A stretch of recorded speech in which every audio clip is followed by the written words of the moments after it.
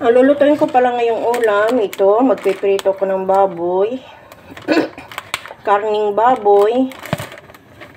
Piprito ko. Yan. Nilagyan natin ng mga pang breading. Tapos ito naman, ihalo natin sa pansit. Naluluto tayo ng pansit canton. Ito yung lulutuin natin with preto baboy.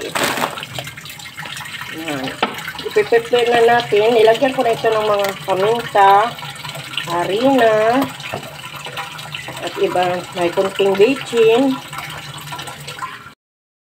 Medyo, brownish na. Babalik na rin na natin yung iba. Yan, hindi pa siyang luto. Kahit brownish, ayan, hindi pa yan siya masyadong luto. Medyo palitong-litong natin. Yung isa, medyo okay na ito. Yan. Gano'n natin ito, medyo igilid-gilid na natin. Kasi medyo luto na siya. Maglagay tayo ng panibago. Makatulo rin yung mantika niya. Yan guys, medyo na okay na. Ilagay na naman natin itong iba pa na piprituhin. Yan. Medyo makapal, hindi ko nanikisan. Kaya medyo luto-lutuin tagang magbuto yan. Yung iba, medyo yan na lang natin sa gilid. Para hindi na. Ito yung partner sa pansit canton na lulutuin ko. Ito yung pansit canton na lulutuin ko. Yan. May dalawa yung binili kong canton. Tapos ito naman yung kunting karne. Igigisa natin. Para yung canton, mayroong lasa naman din. Matapos natin magprito, ilalagay natin ito mga lodi.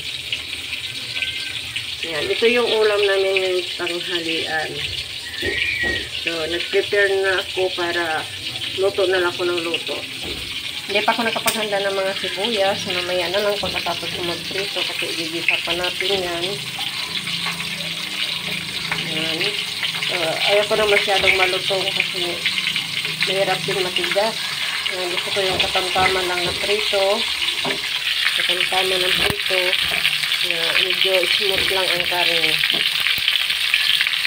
Kasi pag matigas yung karne, mahirap din kainin. Lalo sa karting laman. Ayaw pa rin ng hilaw o half cook. Ayaw ko ng ganun.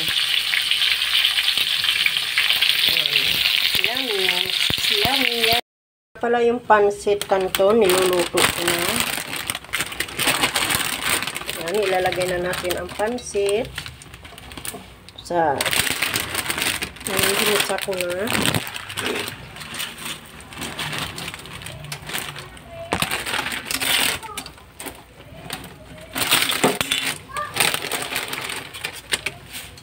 Hindi ano po natin.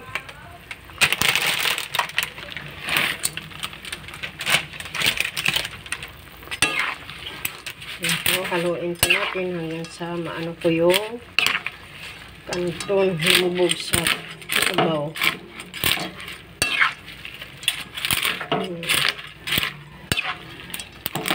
Haluin lang yan hanggang sa maluto. Mabilis lang naman ito maluto. Hindi ko na nilalagyan ng gulay kasi masyado namang mahalang gulay. Kasi papunta pa ako ng palengke. Binili ko lang to sa tindahan para mayroon kaming ulam ngayon na may partner sa prito. Ayan. Anuhin na natin yan, maya-maya luto na yan.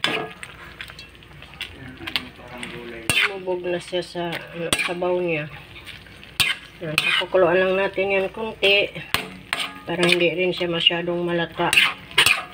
Tamtamang luto lang sa pansit canton. Yan na yan guys, yung hinalo, karning kunti ganina, hinalo ko para may lasa naman siya. Yan mga guys. Hintayin na lang natin yan na kumulo, halo-haloin na lang natin hanggang sa maluto na siyang tuluyan. Then, kainan na. Kasi ito yung ulam naming tanghalian. Saka yung pinirito ko kanina. Yan, luto na siya. Bunggang-bunggang pagkaluto, guys. Browns na po talaga yan. Yan, kumukulo na siya. Haluin na lang natin. Yan hanggang sa maluto na ng gusto.